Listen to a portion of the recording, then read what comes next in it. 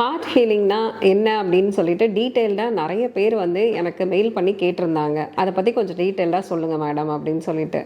Heart healing அப்படின்றது ஒன்றும் இல்லைங்க. நம்ம லைஃப்பில் நமக்கு சின்ன வயசுலேருந்து நிறைய பிரச்சனைகள் வந்து நடந்துட்டுருக்கும். அந்த ஒவ்வொரு பிரச்சனைகளையும் நம்ம வந்து ப்ராசஸ் பண்ணாமல் அதை வந்து ஓவர்லாப் பண்ணிகிட்டே போவோம். அதாவது அதை எப்படி ப்ராசஸ் பண்ணுறதுன்னு கூட நமக்கு தெரிஞ்சிருக்காது. ஃபார் எக்ஸாம்பிள், இப்போ என் லைஃபையே எடுத்துட்டீங்க அப்படின்னு சொன்னாக்க, எனக்கு வந்து காலேஜ் படித்து முடிக்கிற டைமில் எங்கள் அப்பாவை நான் இழந்துட்டேன். அதுக்கப்புறம் 1 இயர்லேயே பார்த்தீங்க அப்படின்னு சொன்னால் என் தங்கச்சியும் நான் இழந்துட்டேன். இந்த 2 பேரோட இழப்பும் எனக்கு வந்து ரொம்ப பெரிய கஷ்டத்தை உருவாக்குடுச்சு. பயங்கரமான ஒரு மனவேதனையை கிரியேட் பண்ணுச்சு. பட் நான் அதுக்காக ஒரு கவுன்சிலிங் எடுத்துக்கவோ இல்லை எப்படி அந்த பெயின்லேருந்து வெளியில் வர்றதுன்னு தெரியாமல் ரொம்ப நாள் நான் வந்து அந்த பெயினில் கஷ்டப்பட்டுட்டு இருந்தேன். இந்த பெயின் வந்து எனக்கு வந்து மனசுக்குள்ளார பயங்கரமாக இருந்தது. என்னோட மேரேஜ் டைமில் அவங்க இல்லாததை நினச்சி நான் ரொம்ப கஷ்டப்பட்டிருக்கிறேன்.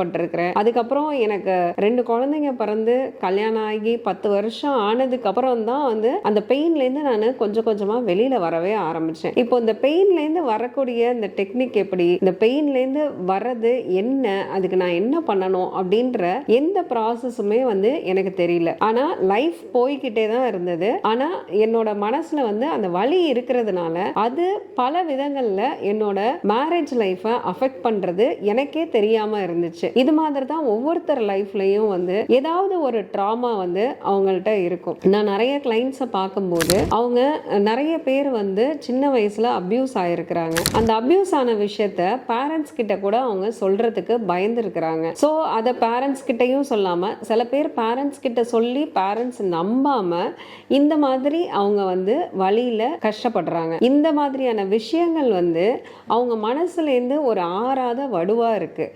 இந்த மாதிரியான விஷயங்களை தான் லைஃப் கோச்சாக நாங்கள் என்ன பண்ணுறோம், எப்படியெல்லாம் நீங்கள் பேசிக்கணும், எந்த மாதிரியான விஷயங்களில் ஓப்பனாக இருக்கணும் அப்படின்ற எல்லா விஷயத்தையும் நாங்கள் சொல்லி கொடுக்குறோம்.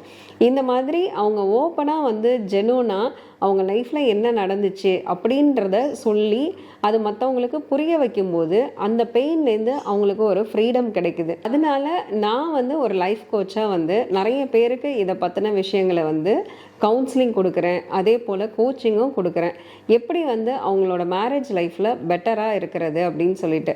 இப்போ என்னோட திருமண வாழ்க்கையில் பார்த்தீங்கன்னா நான் வந்து 17 வருஷம் ஆச்சு. ஆனால் இந்த 17 வருஷத்தில் நிறைய விஷயங்கள் வந்து நான் என் ஹஸ்பண்ட் கிட்ட சொல்லாமல் இருந்திருக்கிறேன். ஆனால் என் ஹஸ்பண்ட் வந்து என்கிட்ட ஒரு 80% விஷயங்களை சொல்லியிருந்தாலும் கூட அவருக்கும் அந்த ஒரு 20% விஷயத்த சொல்கிறதுக்கு பயம் இருந்துச்சு.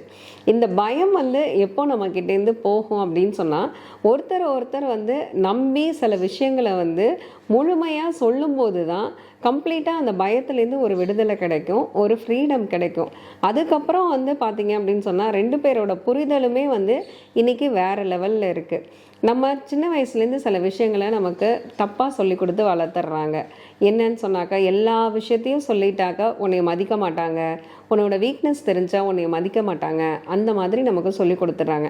நானும் அப்படி தான் வளர்க்கப்பட்டேன். நம்மளோட வீக்னஸ் தெரிஞ்சால் நம்மளை மதிக்க மாட்டாங்க, நம்மளை குத்தி காட்டுவாங்க அப்படின்னு சொல்லிட்டு அந்த மாதிரி செய்கிற ஹஸ்பண்ட்ஸும் உண்மையிலேயே இருக்கவும் தான் செய்கிறாங்க. ஆனால் இதெல்லாம் 2 பேருமே வந்து புரிஞ்சுக்கிட்டு ஒருத்தருக்கு ஒருத்தர் அன்பு செய்யவும், ஒருத்தரை ப்ளேம் பண்ணாமல், ஒருத்தரை ஷேம் பண்ணாமல், ஒருத்தரை வந்து லிஃப்ட் பண்ணி கொடுத்து 2 பேரும் சப்போர்ட்டிவாக இருக்கும்போது அந்த ரிலேஷன்ஷிப் பார்த்திங்கன்னா உண்மையிலே ரொம்ப நல்லாயிருக்கும். இந்த மாதிரி ஒரு ஊண்டோடையும் ஒரு ஹஸ்பண்ட் ஒய்ஃபு இருக்கிறாங்க. அந்த ஊண்டை வந்து கிளியர் பண்ணுறது தான் வந்து பார்த்திங்கன்னா ஹார்ட் ஹீலிங் அப்படின்னு நாங்கள் சொல்கிறோம். இந்த ஹார்ட் வந்து ஹீல்டாக இருக்கும்போது தான் நம்மளால் ஒரு விஷயத்தை வந்து தெளிவாக ஃபோக்கஸ் பண்ண முடியுது. அது சம்மந்தமான விஷயங்களை நம்ம அலைன் பண்ண முடியுது, நம்மளால் ஒர்க் பண்ண முடியுது, நம்ம ரிலேஷன்ஷிப்லேயும் நம்ம ஹெல்த்தியாக இருக்க முடியுது. அது மட்டும் இல்லைங்க, நம்மளோட இந்த மன சம்பந்தப்பட்ட பிரச்சனைகள் வந்து பார்த்திங்கன்னா நம்ம உடலையும் ரொம்ப தாக்க ஆரம்பிச்சிடும். இந்த மாதிரியான அன்ப்ராசஸ்டான பெயினெல்லாம் இருக்கும்போது தான் நமக்கு தேவையில்லாத ஹெல்த் இஷ்யூஸும் வரும். அதையும் நான் அனுபவப்பட்டிருக்கிறேன். ஸோ ஹார்ட் ஹீலிங் அப்படின்றது ஒரு விஷயத்துக்காக மட்டும் இல்லைங்க, பல வேஸில் நம்ம லைஃப்பில் வந்து அது ரொம்ப முக்கியமாக இருக்குது. நம்ம குழந்தைங்களுக்கு பேரண்டிங் பண்ணுறதா இருக்கட்டும், அதே மாதிரி நம்மளோட திருமண வாழ்க்கையில் நம்ம ரொம்ப அண்டர்ஸ்டாண்டிங்கோடு இருக்கிறதா இருக்கட்டும், நம்ம ஒர்க்லையும் சக்ஸஸ்ஃபுல்லாக இருக்கிறதா இருக்கட்டும், எல்லாத்துக்குமே இது வந்து ரொம்ப ஒரு முக்கியமான விஷயமா இருக்குது. அதனால தான் நான் இதை வந்து ரொம்ப இன்சிஸ்ட் பண்ணுறேன். நீங்களும் உங்களுக்கு ஏதாவது பெயின் இருந்துச்சுன்னா கமெண்ட் பண்ணுங்கள், என்னைய தொடர்பு கொள்ளுங்கள். உங்களோட பெயின்லேருந்து நீங்கள் எப்படி வரலான்றத நான் உங்களுக்கு கிளியராக சொல்கிறேன். என்னோடய சேனலை நீங்கள் சப்ஸ்கிரைப் பண்ணுங்கள், தொடர்ந்து என்னோடய வீடியோஸை வாட்ச் பண்ணுங்கள். தேங்க்ஸ் ஃபார் வாட்சிங்.